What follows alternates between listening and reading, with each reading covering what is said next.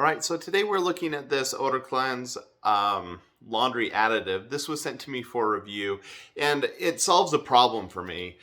It's a good problem to have, but one of the things that we face in our family is that we're really active.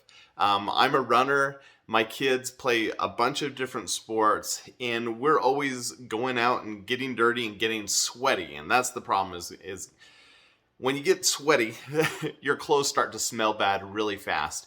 And when you have 4 children like I do, that adds up way too quickly. And so we're always looking for ways to reduce sweat, and that can be in the clothing that we wear, anti-wicking or anti-sweat kind of clothing, but you just can't get it all out. And so one of the great things about this additive is you can throw this in with your laundry and you still use your normal detergent. Everything else is the same. You just add a scoop of this to your laundry and it helps remove the sweat and the odor from your stuff. So we don't use this with every load of laundry, but we do when we're putting in our swimming gear, our running clothes, smelly socks.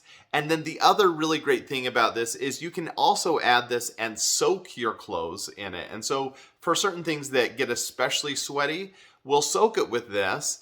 But the other thing I love this for is our dirty rags. We have dirty rags from cleaning and doing different things.